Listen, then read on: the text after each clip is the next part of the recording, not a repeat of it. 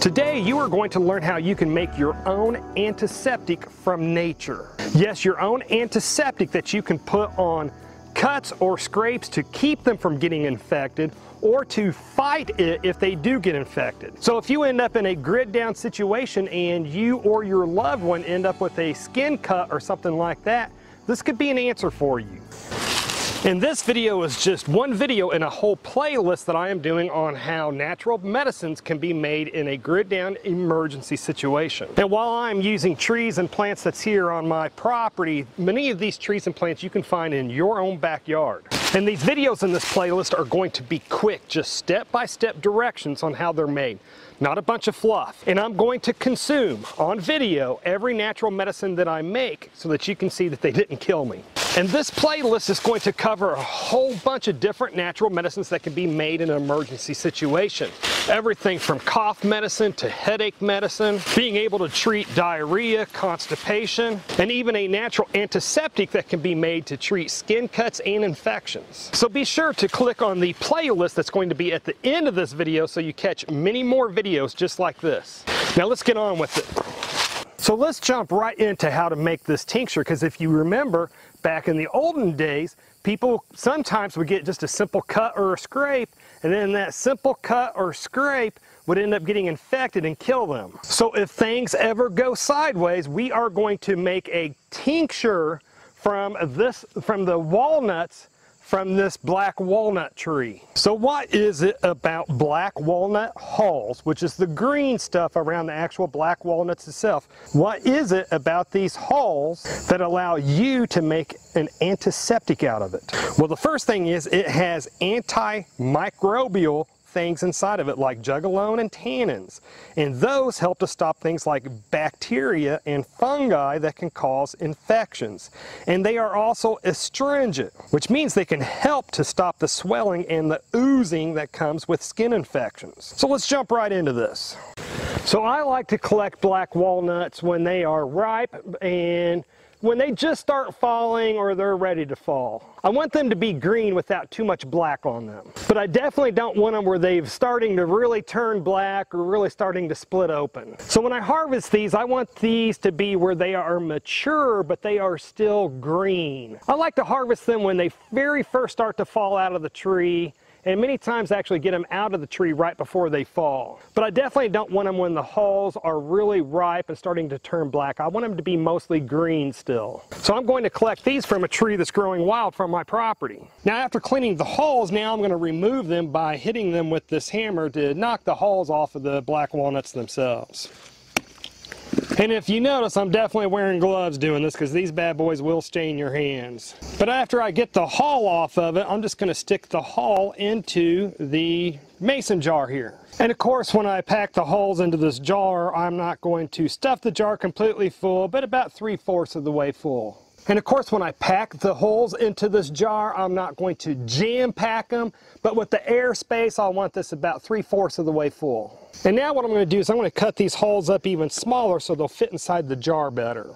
And then as I cut them, I will put them back into the jar. So now with the air space that's already in between the pieces of holes, that should be about 3/4 of the way full of the solid material. And now I'm going to fill this jar up to the very top with this 100% proof vodka. And just a quick tip, anytime that I'm using fresh, not dried, but fresh plant material, I like to use a high proof vodka like 90 or this 100% proof vodka. And again, I'm going to pour it to the very top of the jar.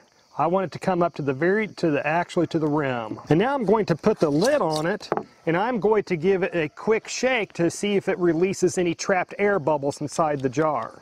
Now I'm going to check it, and if my level of alcohol has dropped any, then I would just top it off with more vodka, but it's not. Again, I want the vodka covering the black walnut hulls, because if any part of those hulls are above the vodka line, they can mold and ruin your tincture. So now I'm going to put the lid back on tightly, and I'm going to store this in a cool, dark place for the next at least 6 to 8 weeks. Now after labeling what kind of tincture this is going to be, I'm going to store it in a cool, dark place for the next 8 weeks. And during that time, I'm going to take this out on an almost daily basis, or if not at least every couple days, give a little bit of a shake, and put it back into its storage until that 8-week time period's up. All right, now since it's been 8 weeks now, I'm gonna remove the tincture from storage. Okay, now since this is set for 8 weeks, now what I'm going to do is I'm going to strain it using this handy dandy fine mesh here. I'm going to strain this so that the hulls get removed from the tincture themselves. Let's see if I can do this without making a mess.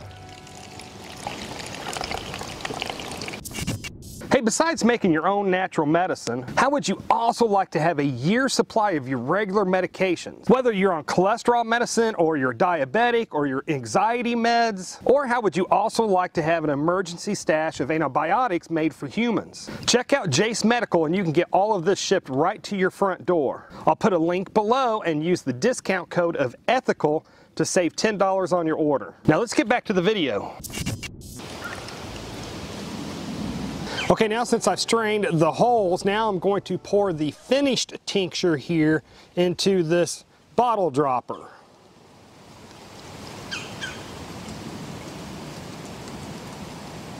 Now I'm going to label the front of the jar so that I know what this natural medicine is. And I'm also going to put the expiration date on there. Now they say that tinctures can last between 3 to 5 years, so I like to err on the side of caution and go ahead and make mine expire in about 3 years from now. That way, when it gets about 3 years from now, if I've not used it all, I'll make a new batch of this.